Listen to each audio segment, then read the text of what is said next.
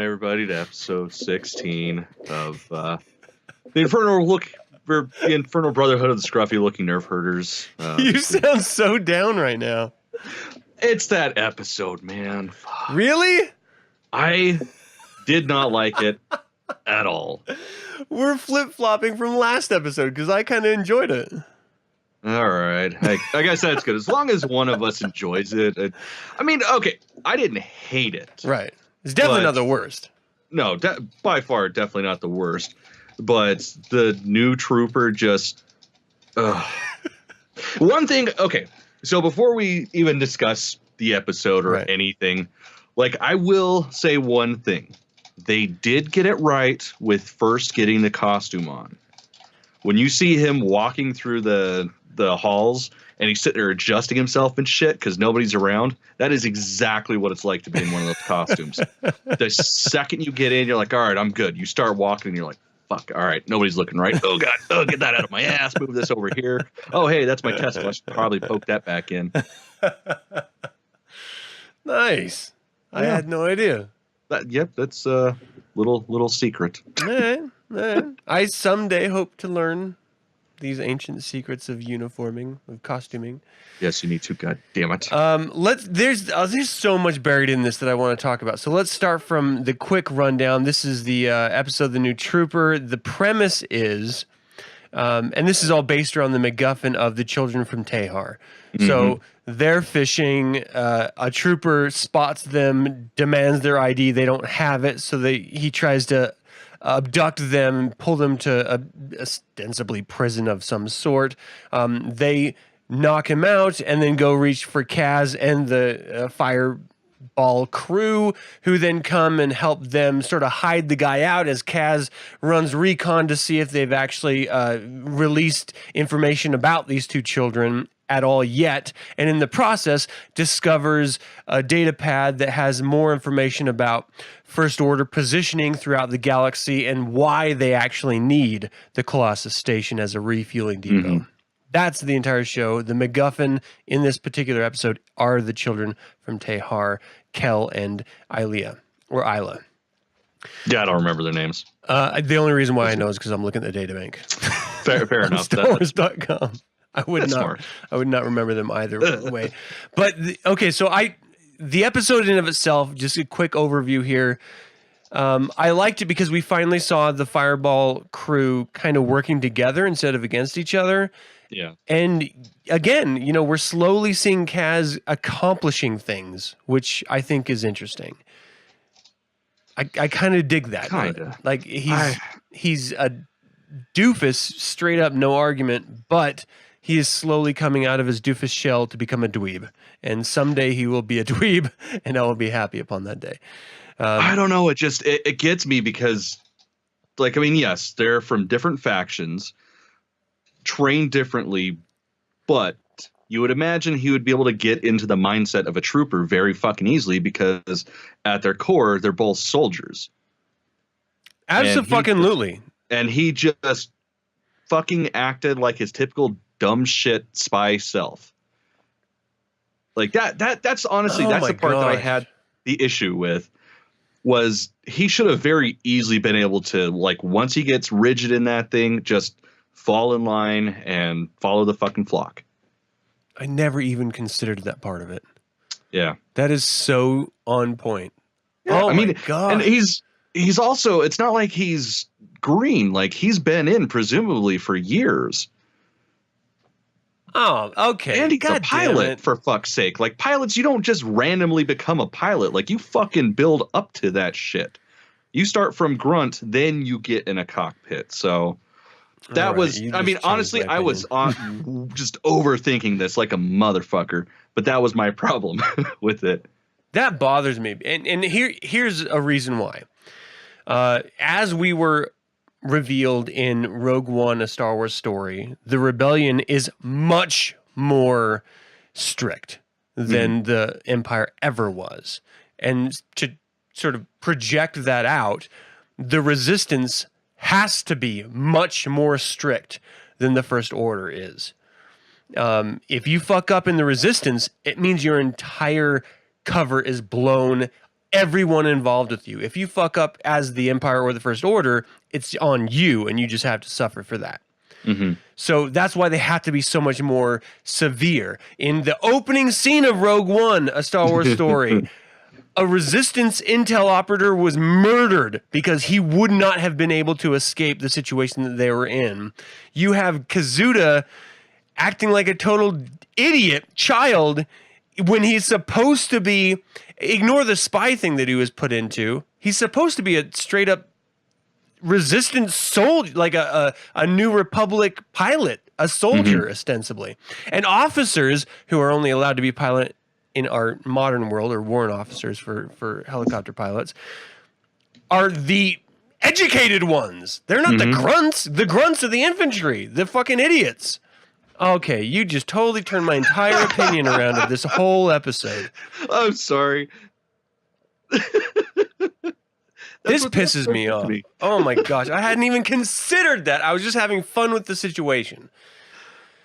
They are presenting, oh fuck, because no, what they're doing is they're presenting every soldier as a complete moron. The only way that First Order soldiers can act the way that they do, which was a revelation in this episode, is that they have mind wipes. How the fuck are they doing mind wipes on human beings? Yeah, well, that's a fucking new one. Especially considering, from The Force Awakens, we know that they were abducted as infants and raised as soldiers. So, just even that being said, I mean, look at Finn. Finn stumbled for a split fucking second in the opening scene of The Force Awakens, and immediately everybody knew, holy shit, something's wrong. And then you got Kazuda fucking walking around like doo. And yeah, you guys totally just saw me doing that because, of course, this is an audio podcast. I feel like I saw it just from the sound, though. Yeah, it was great.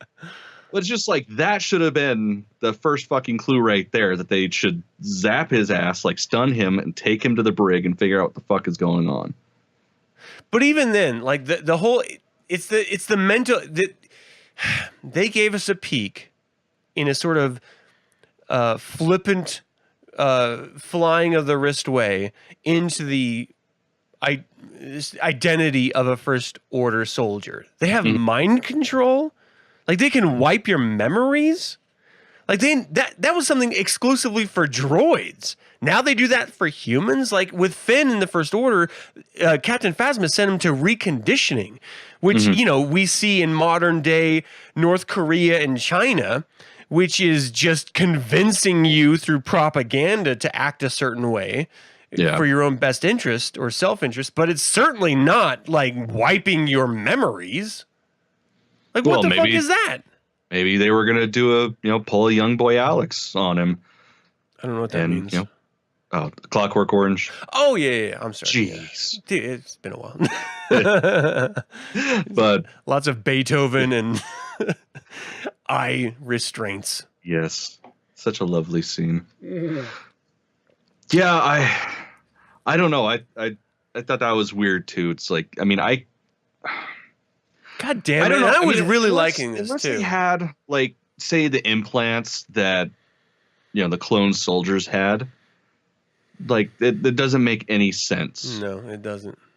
I don't know if I can buy that, because you're operating on a whole nother level. It's like I suspend disbelief for Star Wars with the Force, so I could see the Force being used to do that, but there's no fucking way Kylo is spending his time on every dissenting human being to wipe their memories. That's stupid. Absolutely not. Yeah, especially up until now. I mean, really, we've got 2 Force wielders. I mean, now we've got 1 because Snoke's dead.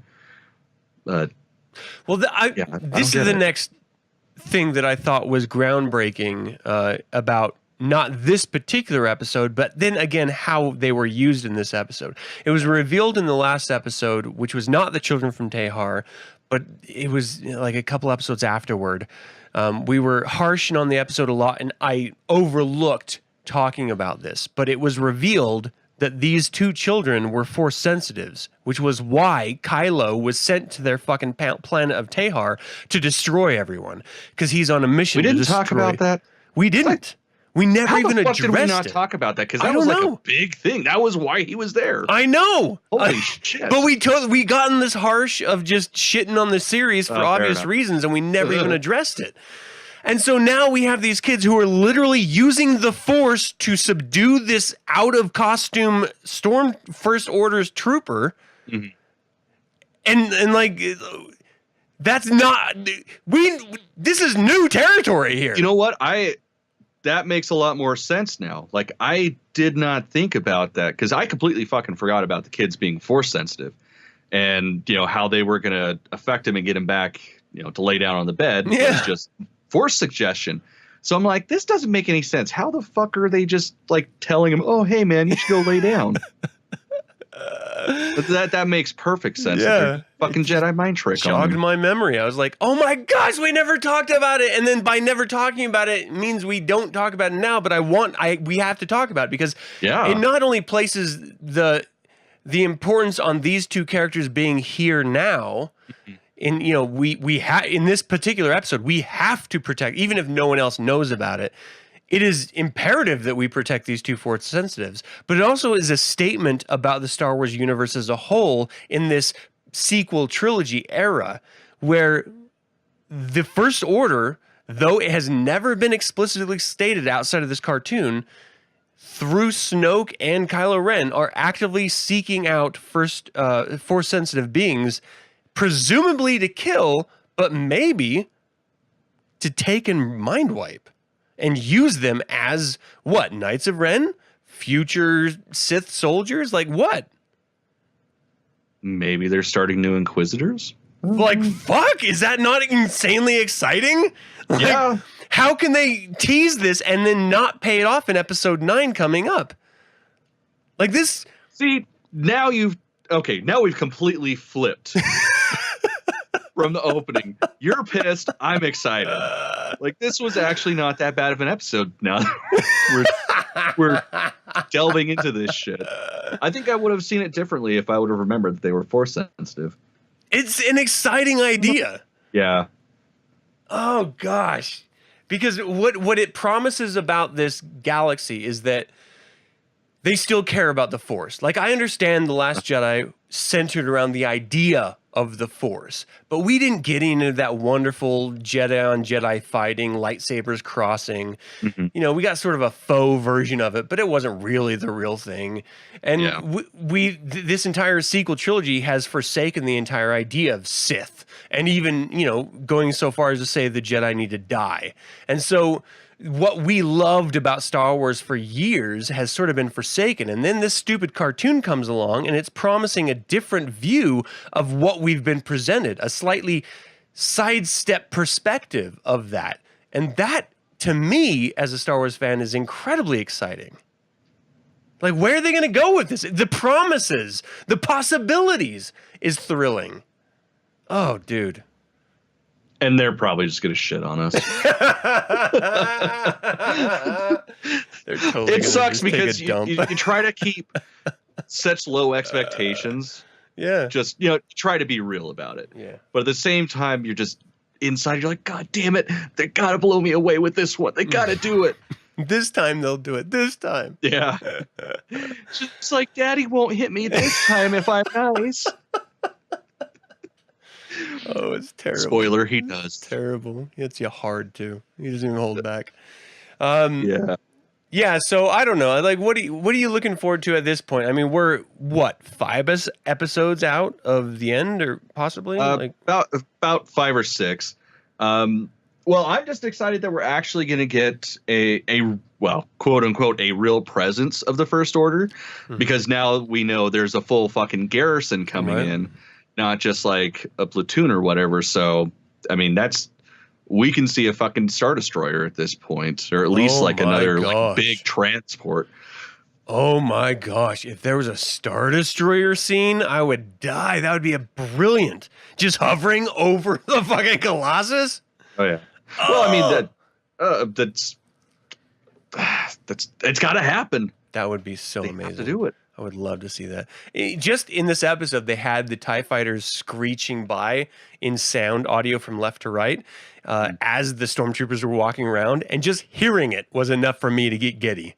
I was just like, "Ooh, TIE fighters!" God, and those First Order ties too. Yeah, they've got that real guttural sound to them. It's just your nipples get erect, your dick starts to tingle. It's a beautiful thing.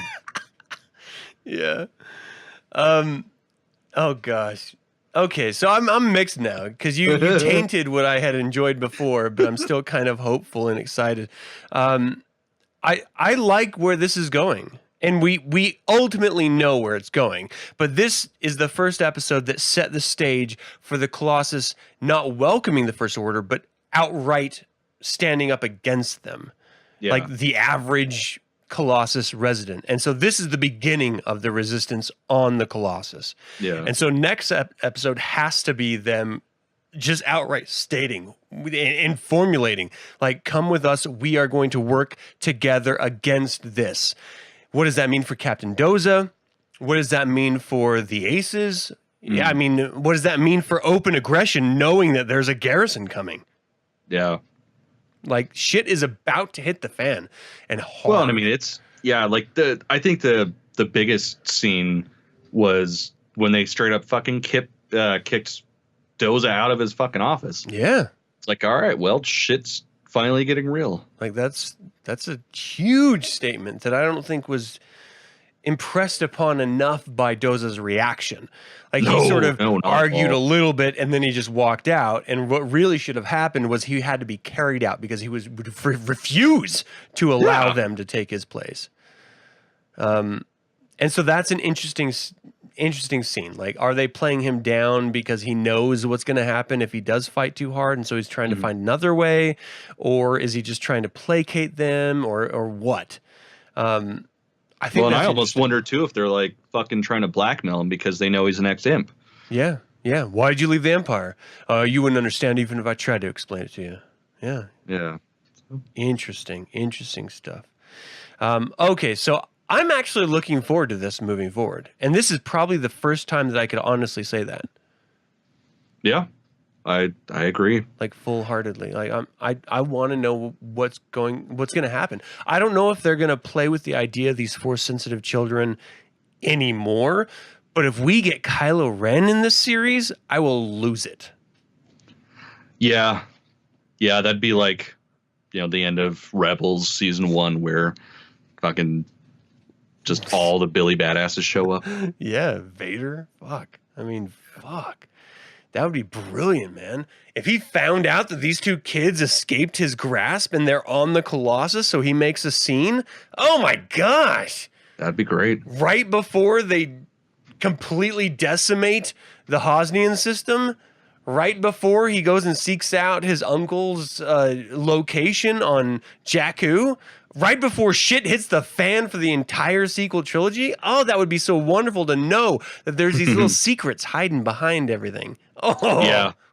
Yeah, that's how they make this show palatable. Yep. Because then you go back, you watch the first film, and you're like, oh, that little thing they said that was of no consequence. It was of consequence. Yeah, I know. I have an inside scoop. Oh man, I'm excited. I can't believe I'm saying it, but I am genuinely excited to see where this is going to go next week. Okay, so hopes, dreams, anything? Yeah, I'm super stoked to see some more First Order there, and hopefully they stop being idiots. I want to see Captain Phasma show up and just beat someone's ass. Yeah, but we've already seen her show up, and then she like tripped all over the place. So I don't think it would be as powerful. So we've already made her a fucking stooge. No, it's true. It's true. I just want her to be redeemed in some sort of visual form so badly. Yeah. Because in the written word, she's brilliant. And then on screen, badass. God damn it, on screen, she's just a pile of garbage. She's a Jar Jar knockoff. In this show, I thought she was pretty badass in the movies, but whatever. For what? Like 2 scenes and then she like falls? Yeah, it was pretty fucking cool fall. And then she looks up with her one eye. Right. Brianna of Tarth. Damn it. All right. Thank you guys so much for tuning in and listening to our review of the new Trooper. Let us know what you think. Do you agree with us? Do you disagree? What did you love about this episode? What did you hate about it, if anything? And what are you looking forward to out of Star Wars Resistance? We are down to single-digit episodes left. Can they redeem the series as it opened? Because we had genuinely these episodes of the, I don't know, however many exist that just were garbage. So can they pull it out? Can they completely turn adults over? I hope so. I do too. I hope so. All right.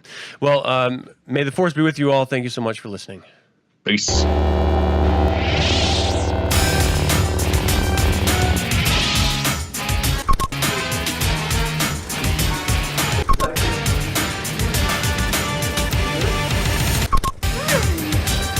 Princess Mimi.